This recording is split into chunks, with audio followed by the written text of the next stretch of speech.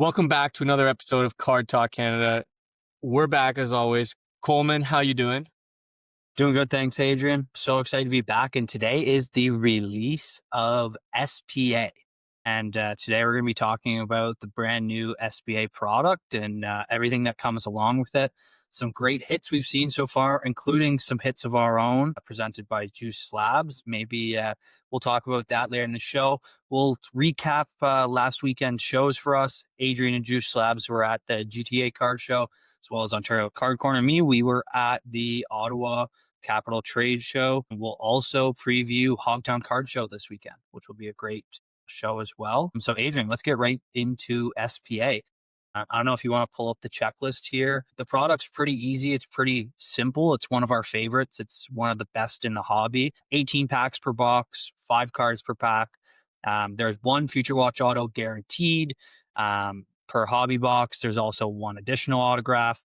There are tons of great cards that come out of here. Adrian, what are some of your favorites that come out of this set? Maybe not player. We won't talk about players yet. Just cards in general that come out of this set. Of course, the FutureWatch autos, FutureWatch auto patches. Maybe there's something different, or maybe those ones just stand out for you in general. The ones that I liked is they did a really good job on the pageantry this year. Yes. Those cards for me when we were ripping it yesterday had really nice look to them. Another top card that I always find that I like is the Sign of the Times. Unfortunately, I didn't get to pull any of the Sign of the Times from last time, but those always have a great look to them as well. Well, speaking of Sign of the Times, I So those did would probably see be like my top. the trio of the Hughes brothers, Sign of the Times. I don't know if you saw that one, but that one. Well, I believe it's out of 15. I believe Breezy pulled it last night, or one of them, but it's a very nice design of the Sign of the Times as well. It is sticker though. I did see it was sticker, so I don't know if that, but it is like really, really nice. And also another thing inside of SPA, we forgot Yeah, the that FX Bounty. So I know that's a big one that people kind of rush to complete. Breezy did. He has completed one already. I saw in his story that he has been the first one to complete it. But with how many boxes are opening, it kind of makes sense. But I don't know what other cards kind of stand out to you, or what have you seen that you really like this year? There's kind of a change within the Future Watch auto patches and how they're vertical. I don't know how you feel about that, but I think it's a great new look and it's kind of like a throwback to some different cards that I love. yeah, the horizontal versus vertical is quite a new take that they have now. Um, I don't think they needed to do horizontal autos as well. I think it's cool to change up and have both the horizontal vertical of the flops, but to do the autos as well, they don't look as nice to me. They're kind of too different. Whereas like with the patch window on these, they resemble some of those old cup cards, that perfect window, perfect symmetry. That I really like the vertical Future Watch auto patches here. For sure. I'm kind of going to go against you on this. I do enjoy the Future Watch Autos horizontal, and that is just because they got rid of the retro Future Watch Autos. So I was not a fan at all of the retro Future Watch Autos because I think they did nothing for like it just wasn't a card that excited me at all. But this, I've seen the horizontal. It has had many sales of the big players, and people are wanting it. People are looking at it as more of an SP instead of something that they don't want, more of just a throwaway. So I think that's a good thing that they got rid of the retros and added this in. But again, I do think that you don't need both each and every year, even though I do enjoy that they got rid of the retros for it. It is nicer that you can't get a box where your Future Watch auto is a retro, because that kind of sucked last time For sure. when you'd open a box and you'd get a retro and that'd be your Future Watch auto. I think building off that, like one thing to note happened to us when we were breaking is we did pull the Future Watch non-autos of some players, which gave us a slight heart attack, but those don't count as your Future Watch autograph, which is nice to have. That is nice. So Because got that a is little kind of scared there, but it's nice that they don't. yeah, that must be a panic when you see that without that, because in past, would have been there it is. Good for that. What do you think? What players are you hoping to see, hoping to pull, or what we'll get actually right into it? We'll get into the recap of you guys and Juice Slabs. You guys did 2 boxes of SPA yesterday, right on release day. And I think maybe it's a great time for you guys to have a little story time and you can tell us what happened and how the experience was of opening the new product. Yeah, we picked up 2 boxes from our local store, TGSC. We really enjoy ripping on release day. For us, ripping is a lot of fun, but it is expensive. So ripping on release day just gives us the best chance at getting as much money back as possible. So we bought 2 boxes, me and Guidesegg, and what we like to do is we like to share our equity in on the boxes. So we bought 2 boxes. We're both in to the both boxes for the same amount. So whether one of us hits in one box or the other, we both are winning or losing together. So it makes it a bit more entertaining for us when we're ripping side by side, and we're not just invested in our box only, which made it a lot of fun. But we went through Guide's Eggs box first, and we got pretty skunked. We got bluffed by an Owen Zellweger autograph, but it was from an insert, not from FutureWatch. So that was a little disappointing. Mason Morelli was our FutureWatch hit in that box, which was also tough. But we go into our second box and we hit a non-auto FutureWatch, followed by Maxim Tislapov from the New York Islanders as our FutureWatch auto, and we thought it was over for us.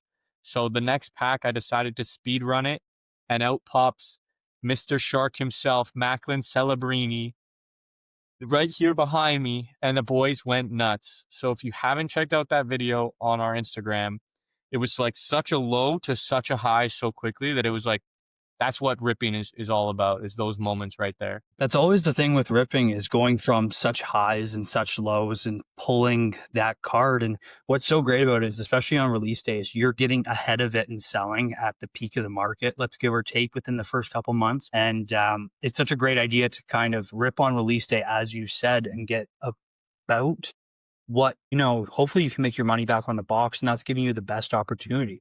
And whether that's selling on eBay, Facebook, you can send it to auction right away. I'm sure tomorrow or tonight on Slab Sharks, when things go live for first week of SBA, there will be a ton of new hits. If not next week, going on next week will be even bigger as well. And I think that getting your product to market first gives you the best opportunity of getting the most for your return. And that's what you guys did so great in this product. And I know it's always a conversation of, do you want to do it with this product? But I think this year, the price of SPA is such a good price for the class that there is. When I take a look at the classes in the past and you look at Bedard, yeah, you had Bedard, you had some good players, but this class, I feel there's quite a few players who could have great careers or have long careers and become really great players. Who in this class really excites you? And of course, there's the staple of Michkov, Celebrini, and Hudson. But maybe there's one that is a little undervalued right now, or someone who you think could have a good year and move into a spot where their Future Watch auto, Future Watch patch, or maybe even just their young gun can go up and break records and kind of have a great market. I think Jesper Wallstead is a big player who could make big waves in the hobby given the right opportunity. I think he might get the chance to be the backup this year with Fleury on the way out behind Gustafsson. So he will get some games hopefully, and that would be nice for the hobby because he's touted to be one of the best goaltending prospects not in the NHL, and he has a lot of upsides for where he is in the hobby right now. I think his young guns are pretty cheap. His Future Watch just being released, he's one of the best goalies in the set, and he's got a lot of upside. I'm most interested out of the top guys is to really watch the Michikov market, though. He had a really underrated season last year as a rookie, and if he can top that and follow it up, like I think he's got the potential and the skill to be a top player in the league. That right now, compared to the Celebrini love and the Hudson love that's been going on, Michikov is just as good of a player, but we're not seeing it quite yet in the hobby. Well, I think maybe he's getting a little bit overshadowed by how big of a presence Hudson and Celebrini have been for their teams, for San Jose and for Montreal. And I feel like they've been pushed and like they've been kind of marketed and been exposed as such great players. I feel like Michkov maybe hasn't gotten the same exposure and the same marketability that they do, especially when, of course, Hudson's in one of the greatest hockey markets there is around, let alone sports cards markets. With the Montreal Canadiens, there's always this hype and buzz with their cards, no matter who the player is. I think same with San Jose. People think that are looking at their roster and are thinking, wow, 5, 10 years down the line, this team could be something special here. But with Philadelphia, I just don't hear that. I don't see many people who are really thinking that Philadelphia in 5+ years is going to be a cup contender, or if they're going to be a bottom feeder. I just think they think they're going to be good, but not great, and they're going to be some middle of the pack team. And I think that Mitchkov really, if he is able to take that next step next year and really be a driving force within that team and in that offense, and I think the key is if they can make a deep run. And if they can, I think with him as a driving factor, you see his prices shoot up. They could be matching Celebrini or Hudson one day, because I think he's just as good as a player in different situations, and he's a different player. But overall, I think they're the class this year. I could go on and on talking about how good I think it is and what a great. I actually, with my boxes, I didn't even open them. I'm keeping my boxes sealed. They'll sit in a closet, and so maybe there's a Hudson or something sitting in my box, like there was luckily for you guys, but maybe not. Yeah, I think too, building off your Philadelphia chatter, is that Philadelphia is in an interesting spot in the hobby as a whole. There doesn't seem to be as big of a driving fan base as some of the teams like the Montreal Canadiens, the New York Rangers. So that's where it's a little tough for players that are from there to really break out into the hobby, and it takes a bit of help from the outside. So like in Celebrini's case, because he's Canadian, that's where a lot of the drive behind him is coming from. We've always seen a tougher market for the Russians. You know, Draisaitl's probably underrated for what his cards are worth. Kucherov, his cards are worth too little, and I think everyone would agree. And I think Michikov might fall into that same category where we may not see him ever break out into the all-star tier of the hobby, but as a player on the ice, he's definitely up there. I don't know if you've had the opportunity yet, but what are some of the sales or some of the kind of listings that have shocked you or surprised you with the new release? I know, like we were kind of looking on it before, and the the range of stuff which stuff is selling for the past 2 days has been pretty crazy. You look at the Celebrini raw FutureWatch auto, and it's gone at it anywhere from 12.55 all the way up to 17.94, and which is, or sorry, 17.59, which is crazy. And you can see all different sales from all the past 2 days. Well, yeah, we've actually seen that Celebrini started off hot at 17. People started quick selling 15, 13. These are all best offers that people are accepting. It Mhm. went down to 12.50, and then people started getting offers, and it started climbing its way back up again. And for its newest comp to be at 17.50, it's been very interesting to see that trend of first wave of people just moving it quickly, and then the second wave of people being like, "Wait, I think it's worth more." Sure, it'll be very interesting to see where exactly it lands and kind of balances out at, and I'll be excited to see once they start to come back from grading. And I'm sure some people have already expressed theirs if they think they're clean. Um, like look at this Hudson and look at the prices of it.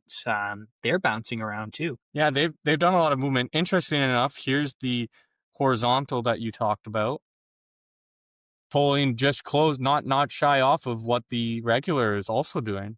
So, That's and I think if that was a retro though, those prices would be slashed. oh, Way 100%. lower. So I think that looking at that, I think that maybe the value of these out of 299 horizontal, it may hold up and be just as good. 100% agreed that these horizontals should hold more value. Let's see what our biggest sale on a horizontal was. It was the Hudson. We actually haven't had a lot of sales. I don't think a lot have been pulled. So are those out of the so are they all out of 599? No, they're No, not all out of 599. Hudson's is out of 199. So I 199. think the okay. Callum Ritchie out of 599, 599. Yeah, so there definitely must be a select crop that got the shorter print. Um, Similar to how in the past they've had the extra year of retros that were shorter print. It's probably a similar style in here. And this is going to be something that well, will be talked about eventually. But if and when Lane Hutson's Future Watch Auto Black 1 of 1 gets pulled, what do you think the price point of that one will be? We've seen how crazy some of them can get, and it like what did the Slavkovsky Future Watch Auto Patch Black do? 17,000, right around there. I think it was around there. And I'd be 11, 11, 11.6 thousand. okay. Okay. So 11.6. So would you say that Hudson would have to be more than that? Or do you And I think think Hudson goes for 20K. I think it might be double. Like genuinely, like the price at which people believe in Hudson as being one of the best defensemen, being in that Cale Makar category, I think it would definitely pull more of a premium than Slavkovsky. And one thing, like the Slavkovsky sale was during a time that his market overall was down. It was in April 2024 or April 24th, 2025. His market was down. There's lots of hype on Hudson, Suzuki, Caulfield, and Demidov at the time that there's not enough market share, in my opinion, to go around for him. That sale could have been higher if it was earlier in the season or right at the beginning of the season when we saw Slap at his highest. But it definitely, definitely, I think Hudson's going for double that. for sure it'll be crazy to see once finally that gets pulled, or once it does, or who knows? Maybe it's sitting in my box in my back closet. Who knows? But there are going to be some big sales coming up, and it'll be exciting to see once some more Future Watch Auto patches and maybe some more inscribed. One thing I did want to talk about, speaking of inscribed, is the little blooper that was done by Logan Stankoven. I don't know if he didn't get the memo, or someone didn't tell him, or maybe he just forgot, but it appears to be that all 999 are inscribed. Is this a 2.0 version of, do you know the player who did it before? I don't know who did it before. I don't either, but I know but I know who it's a 2.0. Tyler Bertuzzi. That's who it was. Yes, yes. Tyler Bertuzzi as well. Uh, I wonder, hit some of his sales have been high. I've seen some 800 sales on them, and I don't know if that's people looking at them thinking inscribed or what the case may be, but I was a little shocked when I saw that. Uh, the inscribed have a nice value for different people, and for him to do it on all of them, it's kind of funny that we won't really have that excitement. Like no one's going to pay the premium now for those under 50 serial numbered. But we saw Archie has the Hudson inscribed already, and that one's going to be a monster card for sure going forward. And to me, I personally think flops are better investments than the inscribed. The extra dating for me just doesn't do it as much as like a true jersey does. But that's just personal preference, I think, for a lot of different people. When I think the flops they're such iconic cards. I know it's one of my favorite cards that comes out rookie year. It's everything you want in a card, especially rookie year. The only thing I would ask for more is if they were game worn. But what can you ask for? Yeah, exactly. What players? Are they game worn? They're not getting more. Okay, now that I'm thinking of it, I said that statement. Flaws, market, players of future watches are trending. Do you want to maybe quickly go over two guys you would look for, or no? Yeah, maybe a couple long-term holds and then some flips right now. Yeah. Up from this Yeah, from this class. class. Okay, so with the recent Future Watch autos, Future Watch patches, I want you to take a think about what will you be investing in and what would you be quick flipping right now if you had to pick? I think a player that could be worth investing in would be Maxim Tislabov from the New York Islanders. The New York Islanders aren't going to be great next year, but he is one of their bright sides that they do have. And his Future Watch auto, I'm pretty sure, is comp last night at $50. And so $50 on release day, wait another month or so, we might be able to pick it up sub $40. And I think he could be a card that's worth stocking up on. Um, a player like trying to find examples of like Jackson Lacombe last year. Mhm. His Future Watch auto was $10 at one point, and then he had a breakout 3 months, and all of a sudden it's $60 again. And so that's kind of like the type of player I'm looking for. And I think definitely Maxime has the potential. For sure. The one that I'm really looking at, and of course we can both sit here and say Celebrini, Mitchkov, and whoever from those top guys, but I really like one that we talked about earlier was Zellweger from Anaheim. I think Anaheim, they have a quicker path to being better than San Jose does, I believe, just because their core is a little bit older than San Jose's. But again, they're a young team that I think has good chances, and he is such a great player on the back end. And I think he'll be one who quarterbacks the power play, who helps them be puck moving defensemen, and just overall helping that team. So I think he's also a good one. Not sure if there's been any sales on theirs yet. I did see a FutureWatch auto patch up for auction. I believe it was at 50 or $60, so not too much, but maybe him. And one who I would be flipping really quickly right now because I don't think that his year is going to be as magical as people think. And I know we might get a lot of hate from them. Just backtrack slightly and start at like someone who we might get a lot of hate for. Someone who we might get a lot of hate for from Montreal fans, but I would be flipping Dobes right now. I think that who knows what's going to happen with that goaltending tandem in Montreal and who's going to be playing where. I think his market's hot right now. There's lots of hype in behind him. There's lots of people who want his cards. I think now would be a time to be getting rid of those for sure. I agree. I think they also have another great goaltending prospect in the system, Fowler. He's going to be really good. So it is a bit of a logjam in the Montreal net after Montembeault. So his upside, he had a great couple games last year, but there is going to be a logjam of people needing to get their games in. So I'm not sure if we'll see him get the opportunity to grow as much as we would hope. So this past weekend, you guys were lucky enough to be at the GTA card show. Tell me a little bit about how that went, what the vibes of the venue were, how like I saw it was packed and it looked super busy all day. We were at the Ottawa card show and it was the same way, really busy as well.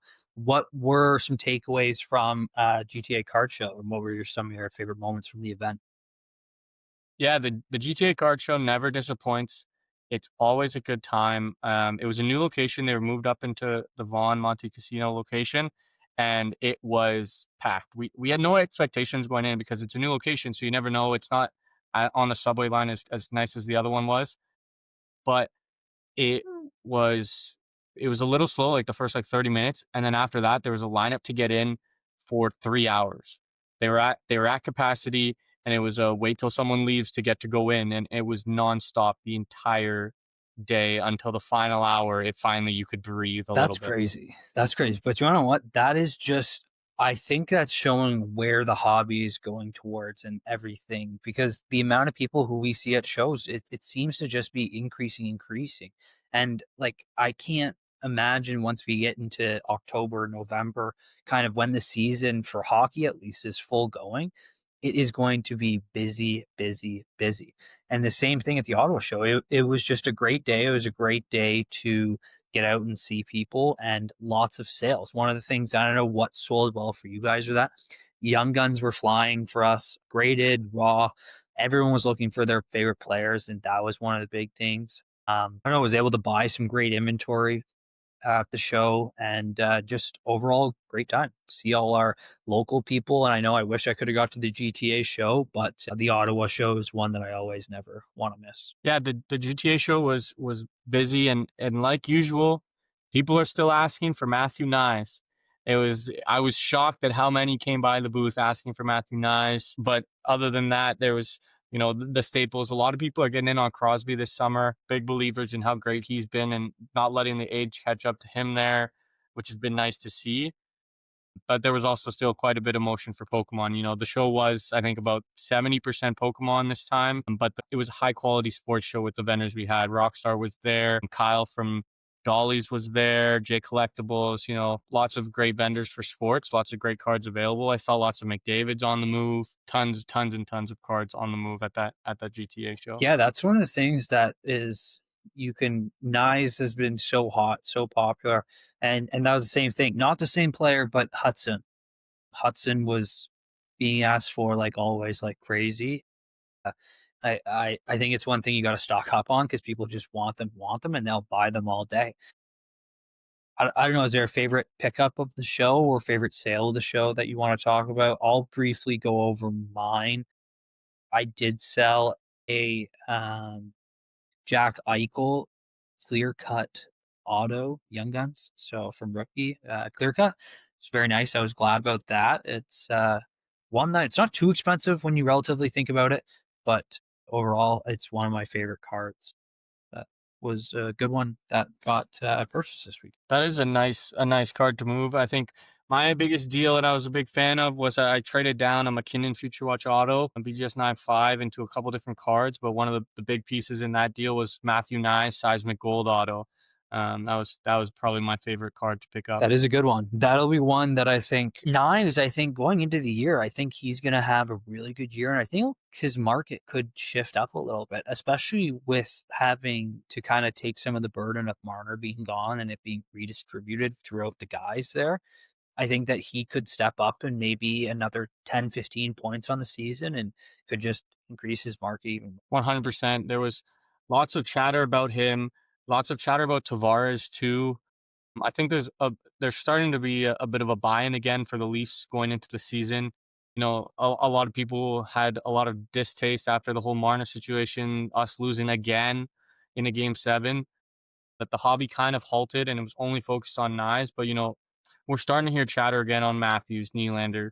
And I think that's really going to be a driving force come Expo time, especially if the boys start off with a hot month in October. For sure. I think that's going to be one of the key things about how some of their markets rebound is if how the season starts. Because we all know how great of players they can be and how hot their markets can be. It just depends on what happens and kind of how it goes from there. But another thing, I know this weekend that we are going to be at Hogtown Sports and TCG show in Markham as well. That'll be a great show. Buying, selling, and trading all day long. And yeah, I know that kind of looking forward out to the future. What are some of your shows that you are looking forward to maybe in the coming months? Whether that's Toronto Expo, I know that's one that we always look forward to, or just kind of enjoying it. A bit more enjoying it. I know I'm taking a bit of a time off. I'm going on a bit of a work trip for the next few weeks, but you know, some of the Juice Boys are gonna try and pop out to the Hogtown show, come say hi to you. You know, take a lap or two when they can. I think the biggest show that I'd be looking forward to next is the Montreal Expo. We've already been thinking about it, picking up lots of Habs cards and making sure that the inventory is right and set for that show. So that one's gonna be a good one. It was such a good time last year. You know, we're trying to plan our road trip again and plan out the trip accordingly with that a 6 hour drive. I am interested to see how the North American card exchange show Yeah, goes yeah, that should be a good one. following weekend. That one has also been promoted quite well and quite strong. Hogtown shows here in my town of Markham. It's a great location close nearby. So big hopes for them there that show goes tremendous as well. But I think for now those would be the main shows, like really just building up momentum towards that Montreal For Expo. sure. I know I'm super excited for all those shows. I will sneak in Van City Card Show in September. That'll be one that I'm really looking forward to. Getting out to Vancouver, getting up to see everyone and experience that show. But no, it's gonna be back to back to back months on months. It's gonna be Montreal Expo, Toronto Expo, and just shows get rolling during that time. And it's such a great time of the year. So it's always fun when we have a show. I know you're going to be away the next few weeks, but we'll keep you updated. And if anyone, do you have an announcement? I know you're going to be traveling, maybe looking for collections or looking for shops to go to. Yep, I'm gonna be traveling through Canada, going northern Ontario, across the prairies up into Calgary, being in Calgary for a few weeks, and then back. So if anyone's got any collections they're looking to move, I'm chatting with a few guys from Winnipeg, a few guys from Thunder Bay, working on getting some cards picked up. But if anyone, you know, wants us to come pop by their shop or say hello, if anyone knows of any card shows out in the Calgary area in the next 4 weeks, I'm always looking for something to do. Don't be scared to drop us a comment, give us a DM. I was doing some research actually. There's a card I might go pick up at a card shop in Calgary when I was searching their Yep, website. there you go. We'll have to take a look. I won't tell you guys what the card is just yet, so no one goes and picks it up before me. But I'll show it off if I close the deal. No, it's good. Yeah. So if anyone has anything for Adrian, always you can reach out to him or on the Card Talk Canada as well. This weekend we will be intaking Slab Sharks at Hogtown. Again, release day, release week for SPA. Now is your best time to be selling those cards. Drop them off on Sunday to us. We'll get them in for Thursday's auction right away and get you your money as fast as possible. We'll be buying all day. Come get your cash, and it's gonna be a great day to see everyone and see all of the great dealers there. Do you have anything else for us, Adrian, or anything else you want to talk about? No, I think we covered it all. This was a pretty good episode. You know, SPA is one of the top products of the year. We'd love to hear feedback from our fans of what they thought of SPA this year, whether they broke it, whether they're planning to pick up a box, or if they're just planning to pick up a Future Watch themselves. I think one of the big questions we might have missed is, well, we won't know the answer for a while, but seeing how well this year grades.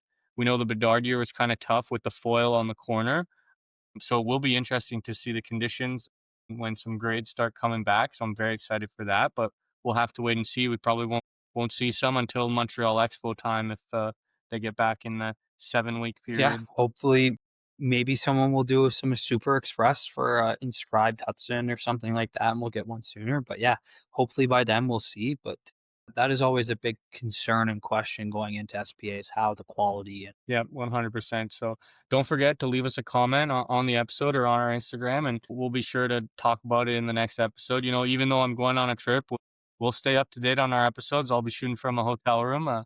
We'll make it work. Don't you worry, guys. We'll see you guys next time.